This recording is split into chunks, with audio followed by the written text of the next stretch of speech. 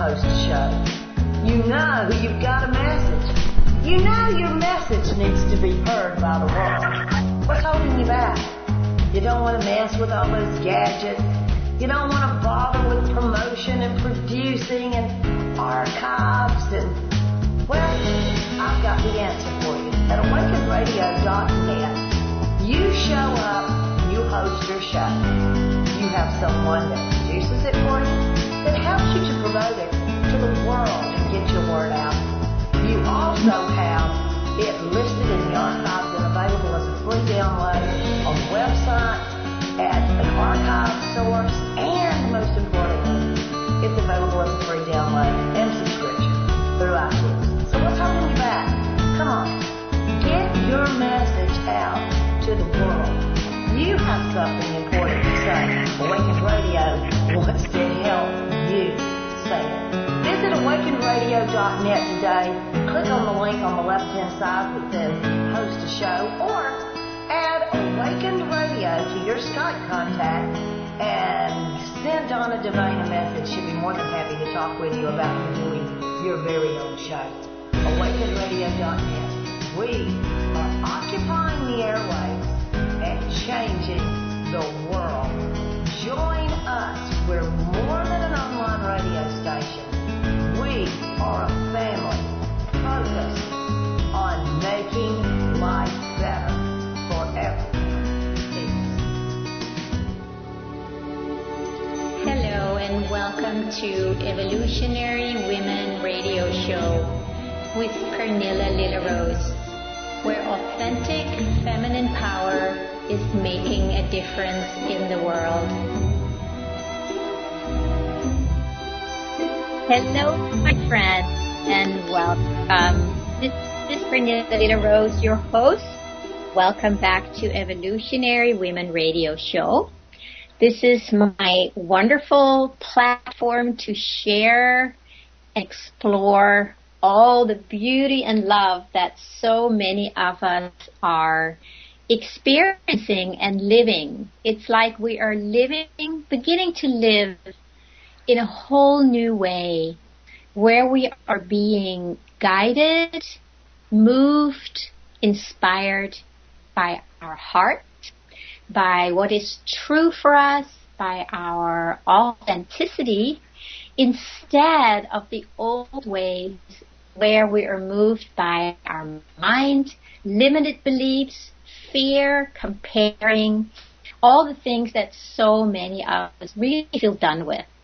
So I love just to be here and share with my guests when I have a guest. And today I have a wonderful guest, Robin Yom, and I'll just introduce you in just a moment. But just to invite you here, and I always enjoy it when some people like to share in our conversation. If you're moved to do so, you can either go to the chat room and start chatting with us, or you can always call in, and if you have any questions, anything you want to share, that number is 334-649-7204. 334-649-7204. And I also want to just remind everybody that this is really a wonderful radio broadcast station where so many people are really sharing their heart and their wisdom, their messages with the whole world. And we are reaching the whole world here. And it's a listener-supported radio station. So anybody who would like to support us, please go and click the donate button and help us keep this wonderful place alive and growing, because we want it to grow. The messages that we share here, we want to reach the whole world. So today I'm inviting my friend Robin Yom here. And Robin, I think that is such a really fun way that I'm going to introduce Robin, because Robin is a software engineer and corporate trainer turned certified medical intuitive and teacher. She is the founder of Heal Your Own mindbody.com, which serves people with chronic illness and emotional challenges and helps them get in touch with their body and release the chronic pain and illnesses and depression naturally. So welcome, my friend Robin. How are you today, my dear? Hi, Pernilla. I'm very happy to join you on your show. It's wonderful to have you here. And Robin, I know you're up in Canada, so you're very far away, even though there is no far away on the internet anymore. No, that's true. But I know you have something very beautiful to share with the world. I have experienced some of your work, and it was just very beautiful and very touching, and how deep you can actually go into people's experience and see what is going on. You can see the beauty of what's there, the flow of the naturalness of their divine presence, and you can see the things that are getting in our way of fully living and expressing that. And the fact that you used to be a software engineer and corporate trainer, that really makes me curious and looking forward to hear what you would like to share about making such an amazing transition, such a big transition, because it's a completely different field you're in now. So it is, yeah. What comes to mind, I was just, you're familiar with the TED Talks series on that you can see on YouTube or on the TED website. I was just rewatching a talk the other day. It was Steve Jobs' commencement speech at Stanford, and part of his whole speech was wonderful, but there was part of it that really stood out for me, and I actually stopped the speech and I wrote it down. It was that you can never connect the dots of your life looking forward. You can only connect them as you look back. So that can kind of give you, now these are my words and not his, but I'm paraphrasing what he said. You can give yourself some faith and something to hold on to, that everything eventually turns out for the wonderful. You just have to have that faith and trust that it is. It gives you something to really grasp when things move off the beaten path, or things you're not quite sure where your life is going. You can comfort yourself by knowing that anytime you look back, all of the dots connect, and that's the way it is for me. So while it seems like I was in a very divergent field prior to going into medical intuition, it all really fits together. Where prior I was looking at computer code and sussing out where the bugs or where the disruptions were in that. Now I'm looking at people's energy and figuring out where their software is going wrong and where the disruptions are and where we can provide healing there. That's a great metaphor.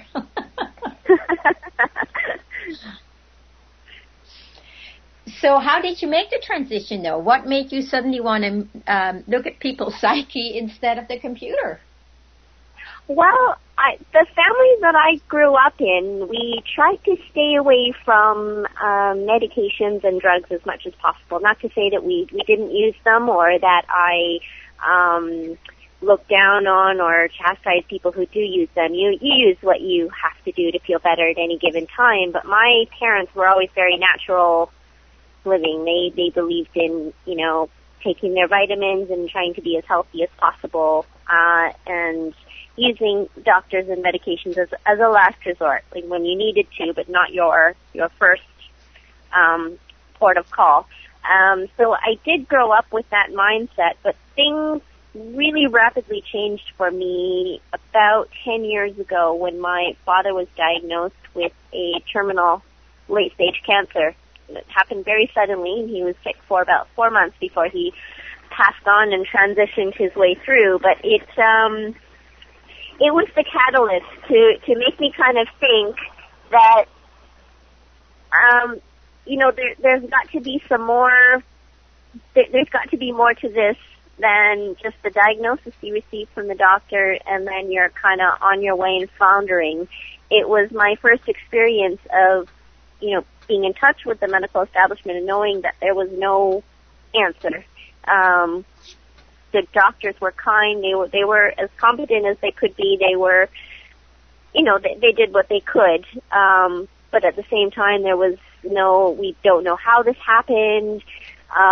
There's nothing you can do about it. And, we'll try to make you as comfortable as possible as you go through. And that really opened my eyes from, I'd been watching TV dramas like everybody else, where, the doctor gave the answer, and there was always some kind of solution found on TV, and it wasn't that way in real life. That was my naivety kind of dripping away there. And it really had me thinking, even after my father passed away, that, people go through this every minute where they're in a situation where they feel like they're in a void. Nobody's giving them any answers. They don't know what's going on, and it's the most powerless feeling in the world. And I just thought to myself, if it's possible, and I was kind of speaking out loud or speaking to God or the universe or source at the time, I want to be able to help people find the answers that they need. And that started my journey with studying the body and studying spirituality and figuring out how the two connect, and eventually led me to my medical intuitive training. Yeah. So it was really your father who sparked you into that whole new area. Mhm. Yeah. Mm-hmm. Yeah. So even taking that, the Steve Jobs analogy of looking back and seeing how all the dots connect, I don't mean to minimize my father's life in any way to say that, but it's come to the point where looking back on his passing, I don't view it as a tragedy and a sadness. There are many facets to his life, but part of it was a catalyst for pushing my own life forward and pushing my own life down a different path. So in that way, it was very much a blessing. Yeah, it's always good to see the gifts or the blessings when we go through hard phases, because like you say, when you look back and connect the dots, you always see that there is actually a gift in it, always. And we don't always know that while we're going through it, right? But to know, I think, because I've realized that too, the more I have seen that happening in my life, when I go through hard phases now, it's like I'm looking like wondering, I wonder what good is going to come from this, because I know it will. And then there's more openness and softness in just going through the experience. Mm-hmm. So good for you on that one. Robin, I have this question, because I thought that being a medical intuitive is kind of something you are born with, or something that you realize that you have this specific gift. And it sounds to me like you actually took a training. So how do you learn to become a medical intuitive? Well, medical intuition is kind of it's a tricky term. I know it was Carolyn Mace maybe made it the most famous, and prior to her, Edgar Cayce. But I like the term, and in some ways I don't like it, because it kind of minimizes or compartmentalizes intuition as a whole. Just looking at intuition, we're all born with that. Every single one of us, and you would agree with that, right, Pernilla? Totally. Yeah, totally. So we don't listen to it or trust it, right? Oh, totally, yeah. And then as kids, as often happens, we're taught to compress it or push it down, or we're told that what we're feeling is not correct because the adults, who are doing the best they can, just tell us that's not right. So as we grow older, we suppress our skills and a sense that we were naturally born with it, which is really just an access to higher vibrations and, higher frequencies. It gets tampened down for a lot of us as we grow older. But speaking to what you said about, something that you're born with, we're all born with it. And later on, if we choose to develop it and kind of reawaken our senses to exercising that muscle again, the sky's the limit. So what I did with the corporate training part of my previous career is I now teach intuitive development or medical intuitive development. Looking at medical intuition, it's kind of just a section of intuitive development. It's the way that you can choose to hone your intuitive development training. You can choose to develop it, and certainly in several other ways. You can look at pets, you can look at criminal investigation, medical intuition. You're reading the energy of the body to find out where people are storing trauma that are impeding their bodies from healing naturally. So basically what you need to become a medical intuitive is the desire, because we are all intuitive. So if you have that passion and you kind of, you're feeling your intuition kind of prodding you that you want to learn something like that, that is the basic requirement. You don't need to be tapped on the shoulder by an angel with a fiery sword saying you will become a medical intuitive, or some kind of divine inspiration or really paranormal experience. If this is what you want, we can awaken the skill within you. So now you talk about you can awaken that skill within you. Is it a matter of learning to trust it as you get maybe insights or feelings, or maybe people get visions or hear something? I guess it's different for everyone how they pick up on these things. It is. Absolutely. So it's very different for everyone. And that is the biggest portion of the training as I teach my own students. What I do and what good intuitive development teachers will do is to just encourage people to intuit the way they intuit. I see things very symbolically in images when I get my intuition, and that's just the best way for it to come to me. Other people may hear things. They may also see things. They may get just messages as they're writing. Whatever way they get it, that's the right way for them. Now, the other part of that, and the big part of it, the part that I kind of can't lead my students over, is trusting themselves. And that's huge. That must be 80 to 90% of intuitive development, and that just takes practice. That takes practice and building confidence and trust and faith and trust and more confidence. And yeah. Does that make sense? Yeah, it makes total sense. And I would agree that it's a process to learn to trust. I mean, what I help people do is definitely to trust themselves, because most of us, we walk around doubting ourselves and doubting what we feel, what we intuitively know, because it's not being validated out there. And I can just share in my own experience, that's been my hurdle my whole life. It really has been self-doubt. And I feel I have come over it like 90% for sure. But it was one day a few years ago, I made the choice. And I said to myself, I'm just going to trust myself for the next 30 or 40 days. I'm just going to trust what comes to me, no matter what anybody says. And it was a committed choice I made. And it actually changed my life, because I realized that what I did feel and what I did know was right on. I mean, sometimes you can be off, but that should not stop us from trusting the bulk of what we know and just go with that and then make little adjustments along the way. So how do you people start trusting that? Because I think we all carry a big burden of self-doubt on top of our shoulders that stops us from living our life just for who we are. Yeah. So, sorry, your question was, how did I learn to start trusting myself? Yeah, and also how do you teach people to trust themselves? Yeah, both sides.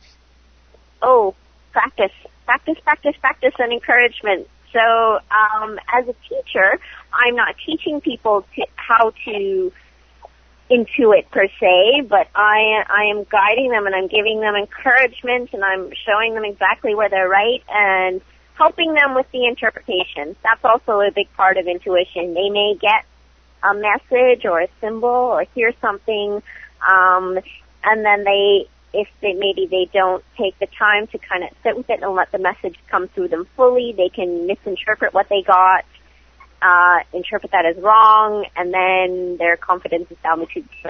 So that's a big part of what I do as with my students, is helping them and guiding them and letting them, rest with the messages and let the interpretation come to them, and just helping them to trust themselves and to see it as it's fun. Intuition is fun. When you view it as fun, you are in those lighter energies and in those lighter frequencies, and the intuition just comes so much more easily. I mean, we can all remember a time in our lives where we were just on top of the world. Maybe things were happening, we got a promotion, we got a big paycheck, we won something,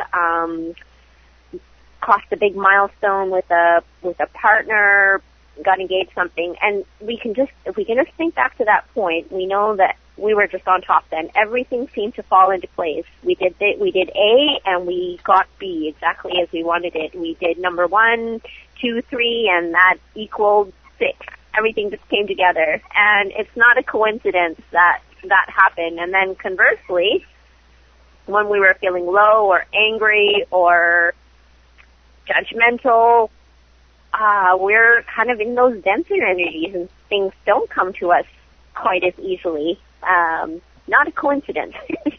We really have to pay attention to where we are in any given moment, and just allow ourselves to relax and let the intuition come to us naturally. You mentioned when people have trauma, right, that can kind of color things very much or hold us down in a low vibration energy. And I would say the way I see trauma is that there's just a contraction, right, of fear that holds us frozen in time. And when we are identified with trauma, which we all have, there's no way you get through this life, or we got through this life without some kind of trauma, some more than others. And some people are, they have very deep traumatized experiences in their life, and I would think it's much harder for them to start trusting the good or the lightness of life.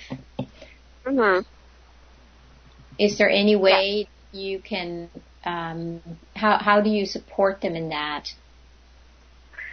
Well, the way I see things, or the way I see things now, I know I didn't always see things that way, and I totally agree with you about the trauma. I read a quote once where, you can't judge the other person for how they're dealing with their experiences or what's going on with them, because you have no idea what their curriculum is.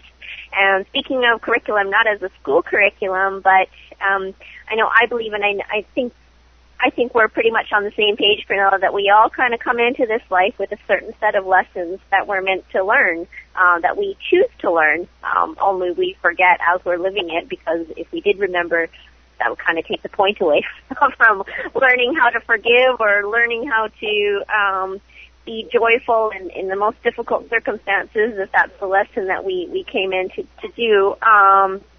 So it really gives you a very deeper compassion and deeper empathy when I'm interacting with people that are holding trauma like that. Number one, I don't know what their curriculum is and how they are meant to process this. And number two, when you can communicate with somebody, when you can read their energy and you can see how they're holding the trauma, you know what message that they need and what will be easiest for them in terms of learning how to let that go. The word forgiveness comes to mind, although it's a misunderstood word, forgiveness. People tend to think of forgiveness as letting the other person off the hook, or kind of saying that it's okay that they did that horrible thing to me, but that's not what forgiveness is at all. Forgiveness is only about you, not about the other person. It's about dropping the burden and the weights that you're carrying around that are causing you to hold that stress and that trauma because it's only harming you. It's not harming the other person. I know we've all heard that several times, and it's difficult to believe when we're in that angry or judgmental place. But it's releasing trauma, forgiving. It's just all about being kind to ourselves and letting ourselves off the hook. Yeah, and I couldn't agree with you more, especially because my whole thing, I wrote this book called Imagine Being Kind to Yourself, because I know that learning to be kind to yourself and learn to love the parts inside that we don't love is essential to any kind of embodiment and fully living all of who we are. But it's so difficult. It is just, it seems like that is where most people run into this big boulder of resistance to actually start being kind to themselves, loving themselves. And I'm wondering, is that something when you do your readings with people, is that something that you can help them with to soften? Yes. Yes. So the cool thing about reading those congested energetic blocks, as we call them when we do medical intuitive readings, and as you mentioned before, you experienced that. I was very honored to be able to guide you with that, Pernilla, is in order to touch that block, I can't just be looking at it. I have to be able to touch it in order to read what it is. So when people experience you reading those blocks or reading where they're holding that trauma, they do experience releasing of the energy, and those knots can kind of start to unform and release themselves. So medical intuition can kind of be a little deceptive in terms of what it doesn't describe or what you do, because a big part of medical intuition includes that intuitive healing. That's a really integral part of it. I feel like I wouldn't be doing my job if I wasn't applying healing at the same time, and as well showing people the potential of, the gifts they have and the purpose they have and the light that they can keep walking towards. Yeah. We're just going to go on a break in just a few minutes. And before we go on a break, I just want to ask you if you can just share with the listeners how they can get hold of you if they wanted to learn more about your work, your website or something. Oh, absolutely. My website is found at healyourownbody.com. Okay. Hopefully easy to remember. And there is a link on the homepage right there where they can schedule a complimentary discovery session. And what that is, it's just a 25 to 30-minute session where we kind of reach in and I can tap in a little bit. 30 minutes isn't a lot of time, but it does give me a little bit of time to tap in and see what's going on and maybe give you some insights about what's going on with your body. And then if it works for both of us, we move on. If it doesn't, I'm very blessed to speak with somebody for that shorter period of time. We all touch our lives for a reason, and just because it's 25 minutes rather than 25 years doesn't lessen the experience or the blessing. Wonderful. So if people, the listeners here, would like to get in touch with you, they can go to healyourownbody.com, and you can also find that information on my website page for evolutionarywomenradio.com. There is a little bio there about Robin with the gift that she offers. So, and of course, if you would like to know more about the work that I do, which is very much teaching and supporting you in learning to love and listen to yourself, which to me are the essentials, you can find more information on my website at lilarose.com. And now we're just going to go on a short break. So if you have any questions or any sharings, feel free to call in, and we would be happy to take any questions from you after the break. So we'll see you right back. Awakened Radio, your listener supported, online, global, radio station where we all come together to share the love and the energy of change that we know ourselves to be. Thank you so much for clicking on our love gift and donate buttons throughout the website. Your support is very appreciated. Thank you, thank you, thank you for sharing and making real your love and your appreciation for what all the hosts at Awakened Radio are doing. Hello and welcome to Evolutionary Women Radio Show with Pernilla Lila Rose, where authentic feminine power is making a difference in the world.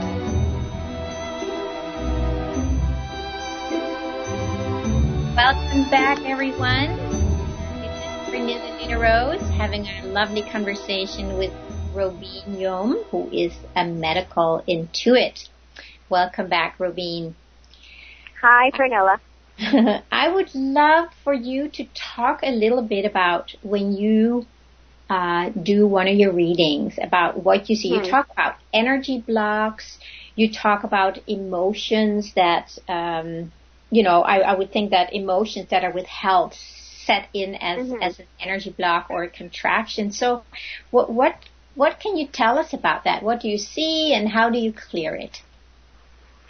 Well, when I read somebody's energy, now, if you remember back to the first part of the show where I was talking about where my father was sick and feeling like I was standing in a place where there were no answers and nobody was able to give any answers, and now that makes perfect sense because doing what I do, I realize that nobody external to you does have any answers. You have all the answers yourself. You're a self-contained answer pod. So your energy holds all the answers for you, and they're very specific to you and very unique to you, which is why if the two of us, Pernilla, were to take the same medication or same prescription or do the same activities, each of us would have a very different response. I would react one way, you would react another way. Maybe these activities work for me and they don't work for you, or vice versa. That's just because we're all just such unique and very specific beings. So nobody else has the answer. You have all the answers. Your body has all the answers. And what I am just here for is to be a facilitator, is to be a guide and to show you what your body is trying to tell you. So when I read into a block that somebody has in their energy, whether that's located in, say, the liver, two people, if they both have a block in their liver, they will say very drastically different things. Each person will have a different message contained within. For one person, I may feel like they're holding grief or something unresolved. I may see images related to a memory or something that they're not doing, not seeing, that they need to express more. For another person, it just may be a lot of anger that they're not expressing, or something entirely different, somebody that they're not forgiving, and I will speak to something about that, whether it's to do with family. For each person, it's very, very specific, and I trust that I get the messages that I will need for that person, and that's what happens. And it's really a blessing for me to go through as well, because in order to receive those messages, I have to be dialed into, if you will, a higher frequency and receiving those energies myself. So it's one of the perks of the job. It feels a little bit like flying. It feels high. It feels good to be able to provide healing to the other person, and provide those messages and provide that energy, to be acting as that vessel. And I receive those energies as well. Oh, wonderful. Yeah. So since a lot of them have to do with emotions that are not being expressed, do you see you notice the emotions that are stuck there, and then would you encourage people to express them more, or how would you guide us with relating to our emotions? Well, the cool thing that happens is as I'm speaking to a client, and I'm guiding them through the process, and we're looking at the block together, and we're releasing it together. So they're in almost not quite meditative, but they're in a restful feeling state. So as we're looking at the energy body and as we're dialing into that block and beginning to clear it, they're feeling it as well. Doesn't need to be it's kind of best if their mind is not involved and they're not thinking about it, but if they stay in that energetic emotional state and just relax and let the energy do its work, and the energy block starts to release. Plus, once you've been handed the information, it's hard to forget it. Their mind does carry that away from them, even after we finish talking and for between appointments, or if we've finished our journey together, they still remember the message has been delivered to them, the seed has been planted. So if the block has not been fully cleared during our time together, it does continue to clear, and they are continuing on their journey to let go or release or take action or do the thing that they're meant to do. Beautiful.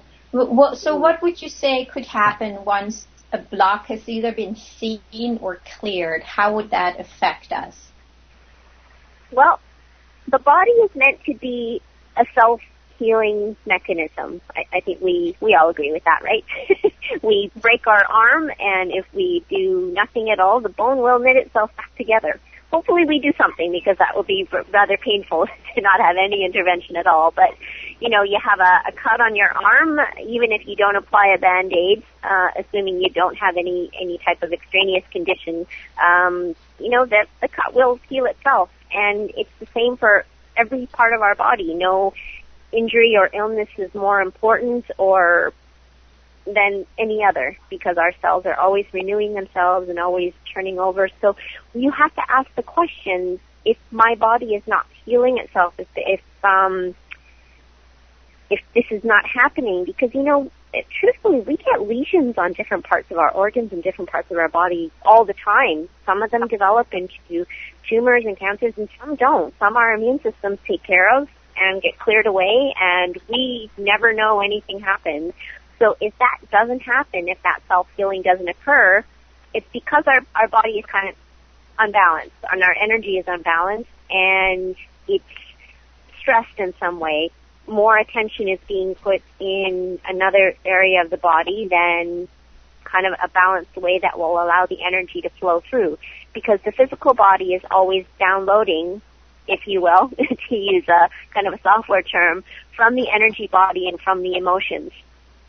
Thoughts are things, and emotions are things. When we have a specific emotion, it carries a certain electrical charge in the body. Certain hormones that are released, our organs behave in certain ways, and this is all very scientific talk, away from the woo-woo of medical intuition.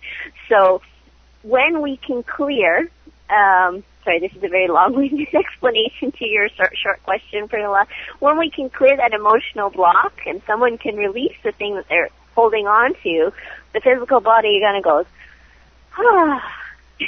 it can release the stress there, and it will start the self-healing process, or the self-healing process gets rapidly accelerated and supported, and your body is functioning the way it's meant to function. Symptoms get eased. Sometimes that happens rather quickly. I've had that happen during sessions, sometimes directly after, but the healing process is meant to happen. You are meant to have healing. Your body is meant to be functioning in a very efficient manner. None of us was born without the tools that we needed in order to have, the healthy life.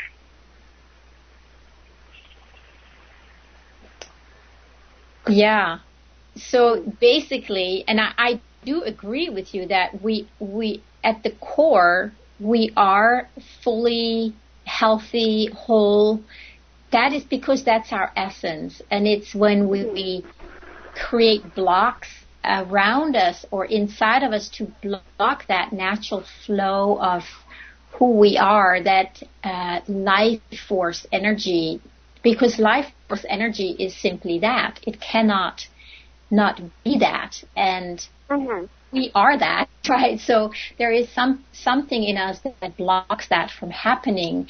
And so in reality, we could all walk around being fully healthy, healed, and happy, basically, because that's our core essence. That's our deepest truth. But it doesn't look like that in the world, does it?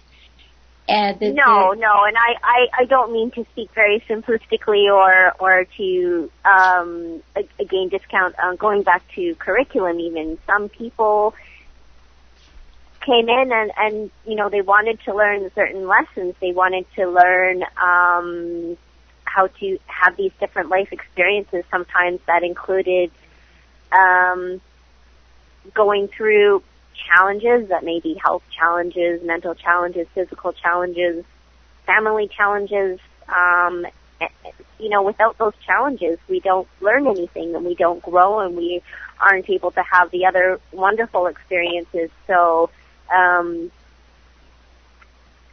just agreeing with what you're saying, and I don't mean to discount or place any blame or tell anyone that they're not healthy and it's their fault.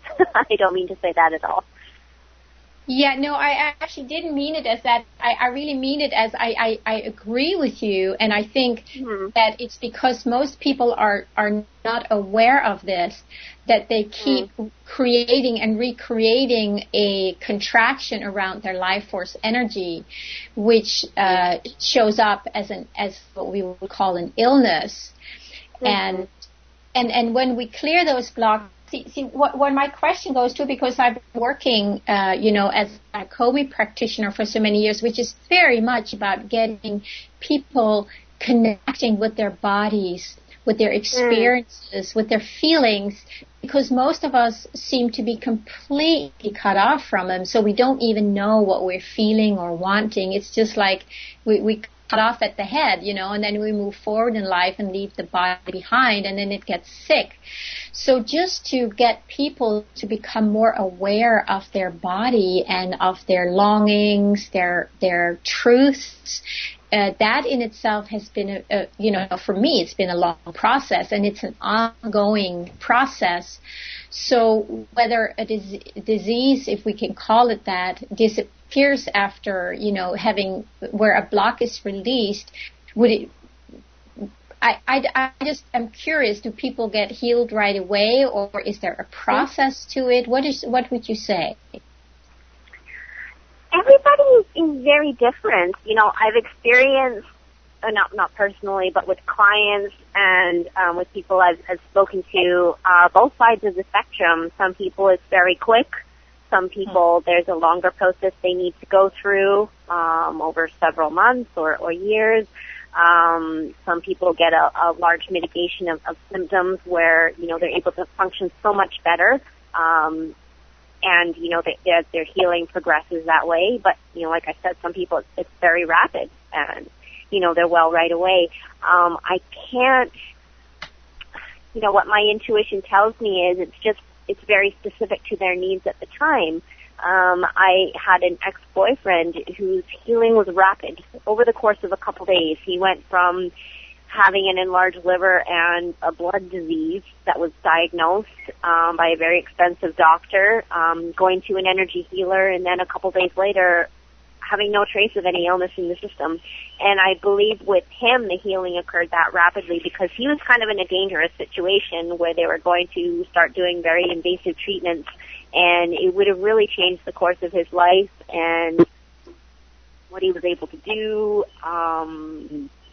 So for him, at least, that's why I believe it happened that rapidly. For other people, they may have conditions necessitating a very rapid healing,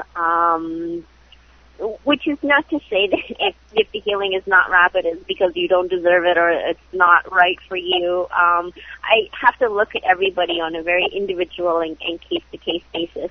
Healing is different for everyone, just as their state of disease or dis-ease is different for everyone. Yeah, I would imagine so. I mean, we're all so unique, like a snowflake, right? There's not one thing for each. So when you go in, I'm sure you see that whole uniqueness of everyone and how we have strapped ourselves into a web that we need to undo again. Yeah. So, yeah. Do you see people getting healed and then they fall back into an old pattern, then they might get sick again? Does that happen? Oh, yes. Yeah. I have a very, when I was a very little girl, I was the youngest of 5 kids, and my siblings always used to complain to relatives or friends that visited is that she's so bossy. She's so bossy. I even had a little pair of little short pants that said, "I'm the boss" on the back. And I can't believe I'm talking about this on the radio, but that's kind of been my nature that I maybe just kind of incarnated into this world with. So I see the messages, and my prescription doesn't tend to be a course of medication. Well, it's never a course of medication, and it's not what I do, not what I'm allowed to do either.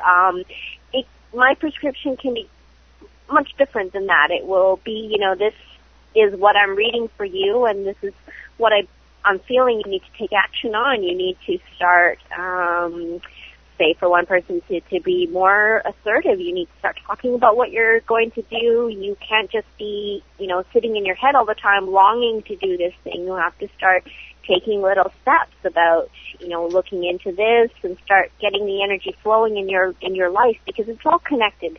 The things you do to, what's going on in your body. You can't think that they're separate, that you're just been unhappy in a job for 10 years and your body is in a state of disarray. You can't think that, we're going to finish our work together in healing your energy and then you go back to the job and still be stressed and everything will be okay. It's not going to work that way.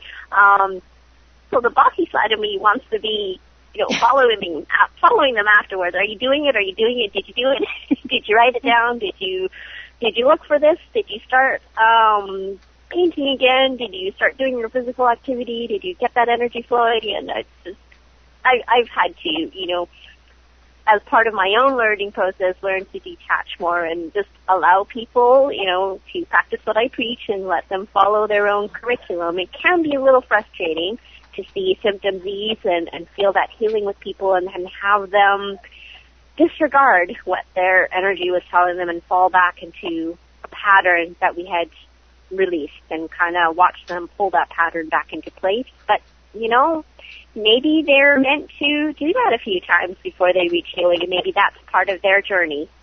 But yes, to answer your question, that can be a very frustrating experience. I hear that Coach Robin comes out when that happens. The medical coach, yeah. But it's true, if somebody, if we let somebody else heal us, quote unquote, I mean, I'm putting this in quotes, we haven't taken fully responsibility for, first of all, who we are as a very powerful, infinite being that is creating its own reality moment to moment, although unconsciously. And we need to become aware of those unconscious patterns that block us from being fully ourselves. And it does take a change of life. It's a lifestyle change to move away.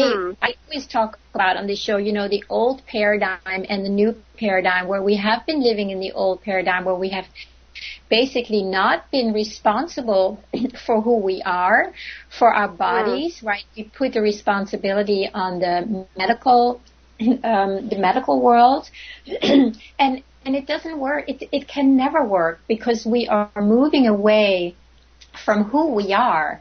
And in my world, the way I see it is that until we are fully ourselves, like being in complete resonance with our own field of being and how that being wants to express itself in this world. Like you say, it's very unique for everyone. Until we are fully tapping into that and living from there, we are creating blocks every moment, really, aren't we? Yes, absolutely. You talk about responsibility, and I love that, because you have to take responsibility, looking back and connecting those dots that for your life being the way it is now, good, bad, ugly, if you want to use those terms. And it's not about blame. It's not about saying, oh, I'm so stupid for staying in this guy for so long. I'm so weak for staying at this job for so long. That's not about it. It's about realizing that you made every choice up until now. It's not about they did this to me. It's about, you did this. You chose this. And once you're able to stand in that responsibility, it's such a powerful, powerful place to stand, because then you realize now every choice I make going forward can have a different result, can have a different consequence, and I'm in control. I'm responsible. I will change the dials and turn the knobs and go this way instead of that way, and it's all up to me. Yeah, I think the power of choice is essential too, that we actually start choosing to live from our true being. We can call it our true being, or our authentic presence, or our divine essence. It doesn't really matter. It's when you tap into that and start realizing that you are not your thoughts, your feelings, your beliefs, even your body. You're none of that. You're actually something that's much bigger than that, that is aware of all of this. And when we start tapping into that, it's much easier to start detaching and taking away our attention from the things that we're not, and putting our attention to what is true for us. From that place, that energy can start filling itself out into its own expression, but it cannot be done in a restricted mind that has certain ideas about, survival, feeling safe, right? That's where most of us have been living for so long, and that's, I think, is what we're stepping out of into a much vast reality.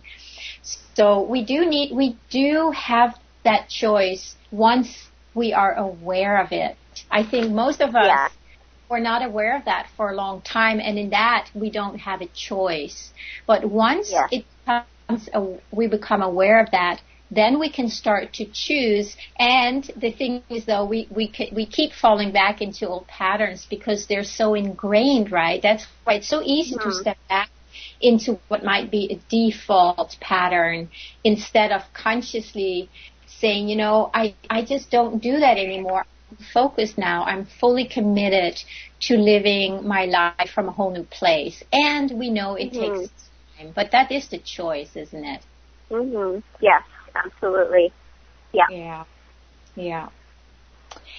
Well, Robin, we have a little time left, and I wonder if there's a way you can demonstrate how people hold these emotions in their bodies. What is the process? How do they hold it in their bodies? I read a wonderful example that is from a different method, but it applies to what I do, probably to what you do as well. So it's a great overall example, and the example comes from the BEST technique. I know both of us are big fans of Dr. Sue Morter, who teaches BEST, B-E-S-T, and bioenergetic synchronization technique. And she has a fabulous example of how emotion is stored in the physical body.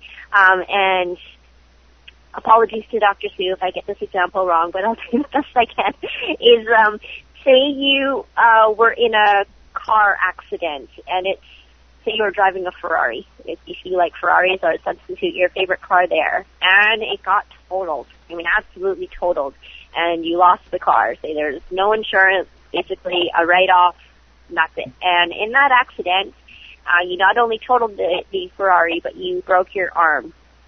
And, well, that obviously is painful, but say some months later, your arm is healed, but you just have a lot of anger and a lot of frustration because this is your dream car, and it's gone. It's gone, and whenever you think about that, it's just maddening to you. It's so frustrating that dream car is finished. But, that anger is kind of contained in that injury, say. So when you, maybe a year down the road, you get that same kind of anger or frustration to a totally different situation. Maybe you're angry at your spouse, you're angry at your boss, and you don't know why, and at this point you're not making the connection, or you're angry and your arm is hurting. It's like throbbing, and it feels like joint pain. It's obviously not the broken arm, because that healed, completely healed a long time ago physically, but your arm hurts. Maybe the rest of your body hurts at all, but your arm hurts. And that's one example of the way that it just happens. You may see that car, or see a Ferrari, or see like somebody in a car that you really want, and suddenly your arm hurts. In the reverse can also happen, where, say, you are exercising, or something happens where you fall down, or you bang your arm and you don't break it, but maybe you get a sore, and you just feel intense anger, inexplicable anger, when you hurt yourself. Does that make any sense? Totally, yeah. Yeah. Yeah. And then we release how? You release it by making that connection, by connecting that injury back to that anger. And it's really cool how that happens when I read the energy, or another medical intuitive, or even Dr. Mortar, or people doing the best technique. You can read the energy, you can find out what's going on with that energy, and you can touch that block and begin to release it. And when somebody is consciously aware of what's going on, that even accelerates the healing, because they know that what they've been holding on to all this time has been keeping their body in this state of stress. And maybe they can forgive themselves for trashing that car, they can forgive the other driver, or the wall they smashed into. And it's really not much more complicated than that. It seems so simple, but that's what healing is. The mind wants to make it complicated, and to have a long set of instructions, and a recipe to follow, and a prescription to do. But healing is very, very simple. Beautiful. Wow, the time is just racing by here, Robin. We're right at the end of the top of the hour here. So, yeah, I guess awareness, it always comes back to awareness, and become conscious of what is actually going on inside of us. So, well, my dear, I want to thank you so much for being here today. And if you want to just let people know again how they can get hold of you, and for those who would like to learn a little bit more about the work you do, would you like to just share that information again? Yes. Oh, it's been my great pleasure to speak on your show, Pernilla. Thank you so much for the invitation. I'm so looking forward to seeing you next week when I fly down to California. My website is at healyourownbody.com. And you can sign up for a complimentary discovery session. There's also articles, blog stuff to read. If you're interested in intuitive training, we can also have a chat about that. No obligation, of course, complimentary discovery session or information session. If you're getting, kind of an intuitive nudge there that you'd like to connect, I would love to set something up with you. Great. Thank you so much, Robin. It's been a total pleasure to be here with you. Very informative and inspiring. Thank you so much. And thank you, Pernilla. You're welcome. And to the listeners here, if you want to learn more about Robin, you can also find information on my website for evolutionarywomenradioshow.com. And there will be a little bio about Robin, and at the bottom you can click on the link that is her free gift, which is a free discovery session to explore that work with her. And I also want to encourage you to go to my website called lilarose.com, where you can also receive some free information, and you can also order my book called Imagine Being Kind to Yourself. And in my book, in my life, that's where it all starts. Can we learn to be kind to ourselves and start listening, become conscious of what is really true for us? Thank you so much, my friends, for being here. It's been wonderful, and I look forward to more time together next week. Much love to you all. Much love to you. Bye. Bye, Robin.